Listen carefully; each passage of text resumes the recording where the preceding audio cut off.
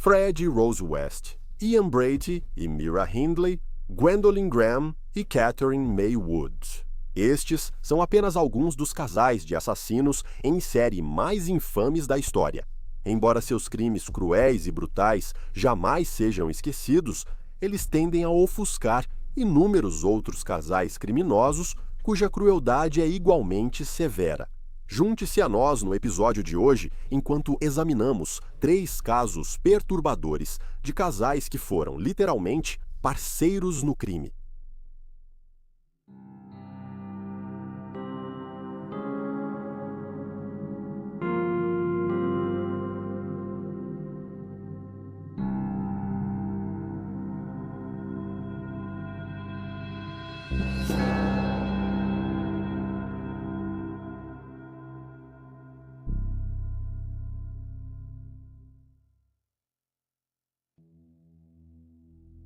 Alvin e Judith Neely.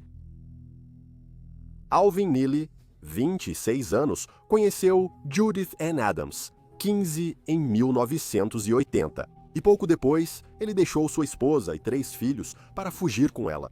Judith era descrita em sua juventude como uma criança problemática de uma família grande do Tennessee. Ela perdeu o pai alcoólatra aos 9 anos, após um acidente de moto. E quando conheceu Alvin na adolescência, ela embarcou em uma vida de crime com ele. O que começou como pequenos furtos virou assalto à mão armada, que depois evoluiu para assassinato. A dupla fez sua primeira vítima em 25 de setembro de 1982, Lisa Ann Millican, de 13 anos. Moradora de um lar para crianças, Lisa estava visitando o fliperama no Riverbend Mall, em Home, Geórgia, com outros residentes. Ela foi atraída para longe do grupo pelos Neely e levada para um motel em Scottsboro, Alabama. Os dias seguintes foram os mais horríveis da curta vida de Lisa. Ela foi estuprada várias vezes por ambos os Neely. Durante 3 dias, Lisa foi levada por Judith para Little River Canyon, em Fort Payne, Alabama, e algemada a uma árvore. Judith injetou nela água sanitária e desentupidor de ralos 6 vezes. As injeções foram aplicadas no pescoço, braços e nádegas em ambos os lados.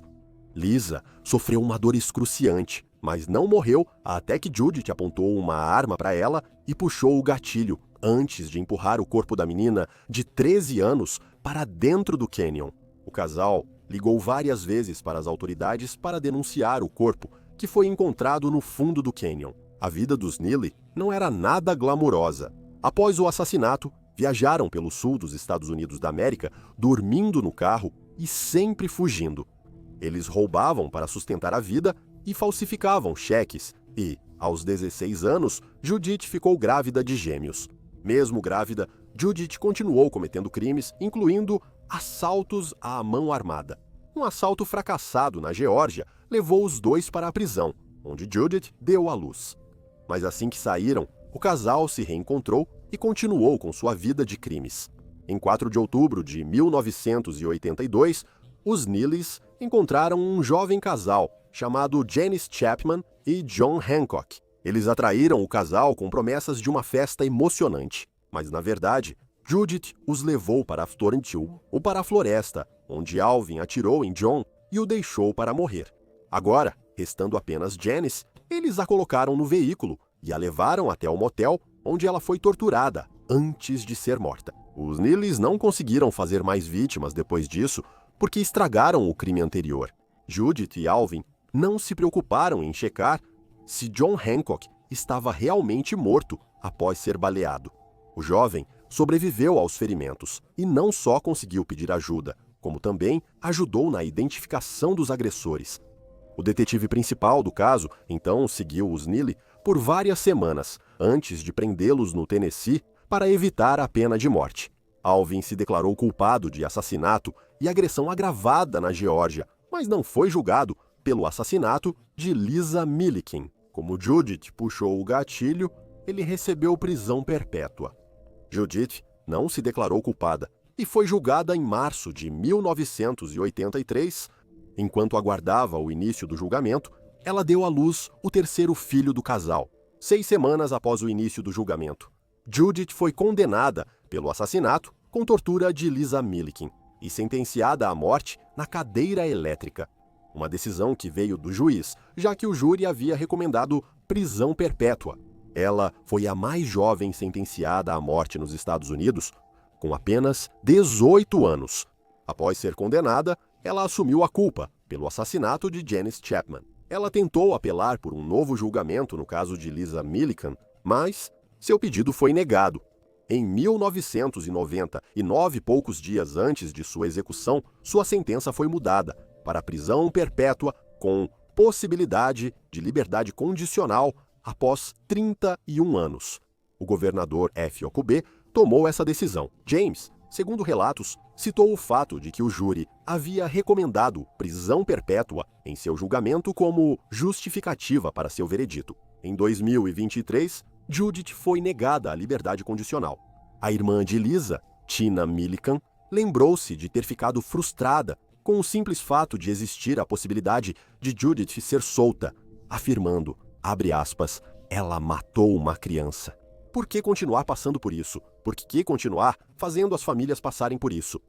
Vários membros da família Milliken falaram na audiência, assim como o ex-promotor Mike Odell, que descreveu Judith como alguém que matava por diversão e acrescentou que ela era má e depravada.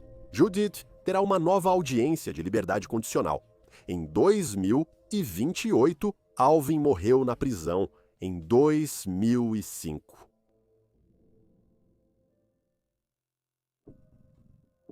Alton Coleman e Deborah Brown. Deborah Brown conheceu Alton Coleman em 1983, quando tinha 21 anos, e ele 28. Não se sabe onde os dois se conheceram, mas relatos dizem que Brown logo se encantou por Coleman e terminou seu noivado para ficar com ele. Descrita como uma mulher não violenta, com deficiência intelectual leve, Brown era o completo oposto de Coleman. Ele largou a escola no fundamental, morava com a avó e enfrentava problemas com a lei desde o início dos anos 1970. Ele foi acusado de crimes sexuais 6 vezes na última década, com 2 casos arquivados. Ele foi absolvido de 2 acusações e assumiu culpa por um crime menor.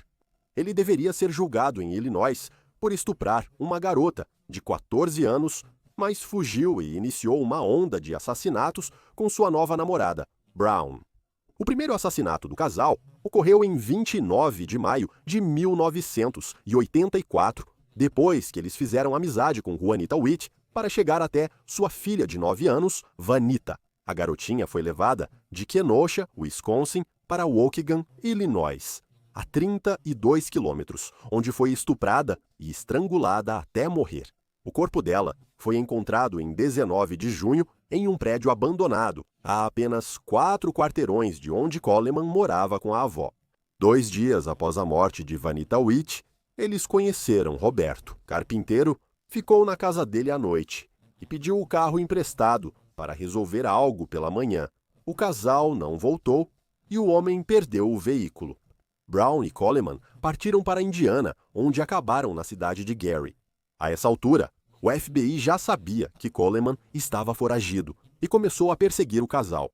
Sem saber que o corpo de Vanita Witt estava abandonado em Waukegan, em Gary, no dia 18 de junho, o casal avistou 2 garotinhas andando perto de casa e as raptou nas ruas. Elas foram espancadas e estupradas. Annie Turks, de 9 anos, sobreviveu após ser deixada inconsciente por estrangulamento, enquanto sua sobrinha, Tamika Turks, de 7 anos, foi estrangulada até morrer. Seu corpo foi encontrado no dia seguinte, parcialmente decomposto. Mais tarde, Donna Williams, 25, desapareceu em Gary. Assim como as demais, ela foi estuprada e estrangulada. O corpo dela foi encontrado semanas depois, em 11 de julho, em Detroit, Michigan, a apenas 800 metros de onde seu veículo foi achado no desaparecimento. Em 2 de julho, Coleman agrediu um casal de Detroit em casa com um cano. O senhor e a senhora Palmer Jones, de Dearborn Heights, ficaram gravemente feridos quando Coleman arrancou o telefone da parede para impedir que pedissem ajuda. O casal roubou o dinheiro e fugiu no carro das vítimas. A dupla então se mudou para Toledo, Ohio, onde 5 dias depois assassinou Virginia Templo, uma mulher com quem haviam feito amizade.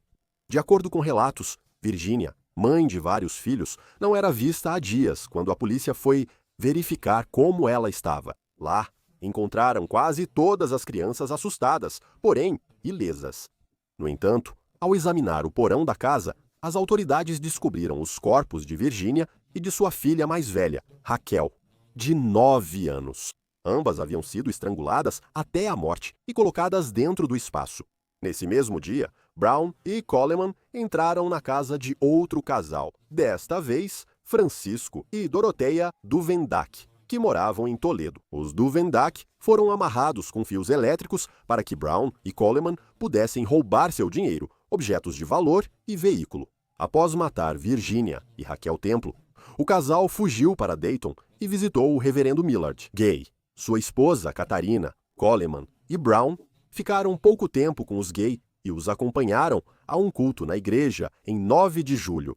Eles foram deixados em Cincinnati e, 3 dias depois, o casal escolheu outra vítima. Tony Story, de 15 anos, desapareceu em 12 de julho, em seu bairro de Over the Rhine. 8 dias depois, seus restos foram achados, supostamente com uma joia roubada dos moradores do Temple. Em 19 de julho, os assassinos foram de bicicleta a Norwood e atacaram outro casal, Harry e Marlene Walters. Harry foi espancado até desmaiar e Marlene foi estuprada e morta a pauladas. Um relatório posterior do legista observou que o ataque contra Marlene foi brutal. Ela foi atingida cerca de 20 vezes por um objeto contundente. A dupla roubou o carro dos Walters após o ataque e assassinato e fugiu do local.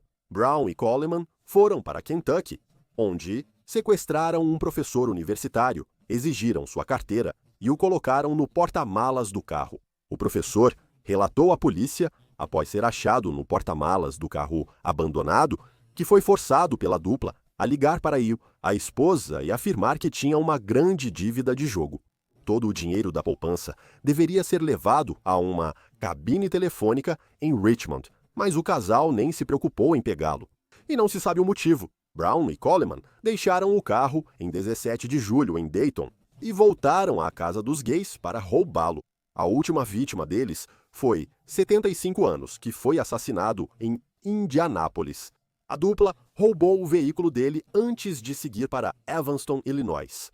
Coleman e Brown tornaram-se criminosos procurados, entrando na lista dos 10 mais procurados do FBI, apesar de serem tecnicamente o 11º nome. Como seus rostos e descrições estavam em todos os lugares, as testemunhas os identificaram facilmente. O casal foi preso em 20 de julho em Evanston. Ao final, foram considerados culpados pelo estupro e assassinato de Tony Story e Marlene Walters, em Ohio, e condenados à morte. Testemunhas dizem que Coleman respondeu: "Já estou morto". O casal também foi condenado a 20 anos cada pelo sequestro do professor levado por eles entre estados. Coleman foi executado por injeção letal em 26 de abril de 2002. Por algum tempo, Brown foi a última mulher no corredor da morte de Indiana. No entanto, em 2018, o promotor do condado de Lake e o procurador-geral de Indiana retiraram o pedido de execução após recurso dos advogados, que citaram problemas de saúde mental. Sua sentença de morte em Ohio foi comutada para prisão perpétua em 1991 pelo baixo quociente de inteligência e falta de antecedentes criminais. Antes de conhecer Coleman e do que é descrito como uma dinâmica de mestre e escrava que ela tinha com ele, o que teria influenciado suas ações, Brown provavelmente nunca verá a luz do dia, pois está cumprindo 140 anos de prisão em Indiana, além de sua sentença de prisão perpétua em Ohio. Atualmente, ela está presa na instituição correcional de Dayton, em Dayton, Ohio.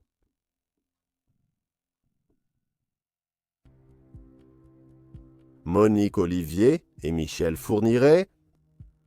Michel Paul Fourniret, nascido em 4 de abril de 1942 em Sedan, França, já tinha antecedentes criminais muito antes de começar a cometer assassinatos com sua esposa. Quando adulto, ele levava a vida sem rumo, pulando de um emprego de salário mínimo para outro, aparentemente sem objetivo. E em meados da década de 1960, ele já estava tendo problemas com a lei. Ele foi preso em 1966 por agredir sexualmente uma jovem e em 1984 já cumpria a pena após abusar de mais 5 jovens. Enquanto estava preso, ele começou a escrever cartas para uma mulher chamada Monique Olivier, como parte de um programa de correspondência. Ele relatava fantasias violentas de abusar e matar crianças em cartas.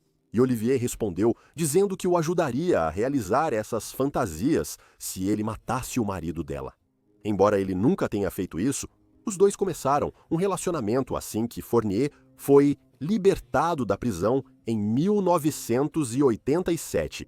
No início de dezembro daquele ano, o casal encontrou sua primeira vítima, uma estudante de 17 anos chamada Isabelle Laville. No dia 11, ambos foram em veículos separados encontrar Isabel a caminho de casa. Olivier parou seu carro e pediu para Isabelle entrar e lhe dar direções, ao que a jovem de 17 anos concordou. Eles seguiram dirigindo até encontrarem Michel parado na estrada, fingindo que seu carro havia quebrado. Olivier ofereceu carona e ele entrou no banco de trás. Lá, ele estrangulou Isabel com um pedaço de corda enquanto seu parceiro a sedava usando a droga de estupro, Rohypnol. O casal então levou Isabel para a casa deles, onde ela foi estuprada e estrangulada até a morte. O corpo dela foi jogado em um poço desativado, onde ficou até ser recuperado em 11 de julho de 2006, 18 anos após seu desaparecimento. Em março do ano seguinte, Farida Hamik, esposa de um assaltante de banco preso, procurou Michel. Ela o conhecia porque seu marido havia dividido uma cela com ele na prisão e pediu sua ajuda. Michel concordou em recuperar bens roubados de um cemitério. Depois de reunir os itens, Farida lhe deu uma parte dos bens. No dia 12 de abril, porém, Michel e Monique decidiram que queriam toda a carga. Elas atraíram Farida para fora de casa, a estrangularam e enterraram seu corpo antes de voltar à casa dela para pegar os itens. Elas usaram o dinheiro que conseguiram em seguida para comprar um castelo em Donchery, no norte da França. O corpo de Farida nunca foi encontrado. 5 meses depois, em agosto de 1988, o casal atacou de novo. Monique, grávida de Michel, pediu a uma mulher de 20 anos que entrasse no carro para guiá-los até o médico mais próximo. Monique fingiu doença e Fabienne Leroy concordou. No entanto, Michel dirigiu até uma floresta próxima, onde Fabienne foi estuprada e assassinada com um tiro. Em março de 1989, Jean-Marie Desrimeaux, de 21 anos, tornou-se a próxima vítima, depois de conhecer Michel várias vezes no trem, começando em janeiro. Ele e Monique a convidaram para jantar, mas, na casa deles, tudo mudou. Quando Michel perguntou a Jean-Marie se ela era virgem, ela explicou que não era e que tinha um namorado. Segundo todos os relatos, isso deixou o Michel extremamente irritado e ele começou a atacá-la e tentou estuprá-la. Jean-Marie reagiu e quase conseguiu escapar, mas o casal a pegou, amordaçou-a com ataduras e a estrangulou até a morte. Eles enterraram o corpo dela no jardim do castelo. Em dezembro de 1980, 6 meses após o casamento, e com uma criança de 1 ano no banco de trás, o casal buscava sua próxima vítima. Escolheram Elisabeth Bruchet, de 12 anos, que voltava para casa após visitar uma amiga em Namur, Bélgica. Elisabeth foi estrangulada até a morte após Michel falhar ao sufocá-la com um saco plástico e seu corpo enterrado no jardim do castelo, perto de Jean-Marie. Os restos mortais das duas meninas seriam encontrados em 2004, depois que o casal confessou os assassinatos. O último assassinato do casal foi em 21 de novembro de 1990, quando encontraram Natasha Dainas, de 13 anos, voltando para casa a pé. Como sempre faziam, o casal a atraiu para o carro e a levou a um local isolado, onde ela foi esfaqueada 2 vezes no peito com uma chave de fenda e estrangulada. O corpo dela foi deixado na praia próxima e o legista constatou que Natasha foi estuprada após a morte. Entre 2000 e 2001, Michelle cometeu outros 2 assassinatos sem a esposa. A primeira foi Celine Sazen, 18 anos, estuprada e estrangulada com uma corda. A segunda, Mananya Tompong, 13 anos, foi chamada para brincar com o filho dele. Em vez de levá-la para ver o menino, Michelle a levou a um local isolado, onde ela foi estrangulada até morrer. Ele tentou sequestrar uma garota de 13 anos em 2003, mas falhou. Ele foi investigado como possível autor do crime, mas as autoridades não conseguiram ligá-lo ao caso. Monique só contou à polícia um ano depois que seu marido cometia assassinatos desde 1987. Ao ser interrogado, Michelle confessou ter matado 8 mulheres e meninas, além de um homem não identificado. Michelle foi extraditado para a França com sua esposa, pois moravam na Bélgica, e foi condenado por 7 assassinatos. Após sua condenação, ele recebeu prisão perpétua, sem possibilidade de liberdade condicional, enquanto Monique recebeu prisão perpétua, mas poderia ser elegível para liberdade condicional após cumprir 28 anos. Nos últimos anos, Michelle confessou mais 3 assassinatos, todos de mulheres e meninas com idades entre 9 e 20 anos. Michelle Forner morreu em 2021, aos 79 anos. Ele foi apelidado de Ogro das Ardenas. Em 2023, Monique Olivier foi julgada e condenada à prisão perpétua por participar dos 3 últimos assassinatos confessados por seu marido.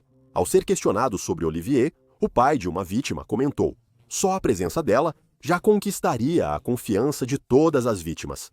Quem jamais acreditaria que uma mulher poderia ter participado de um ato tão horrível e depravado?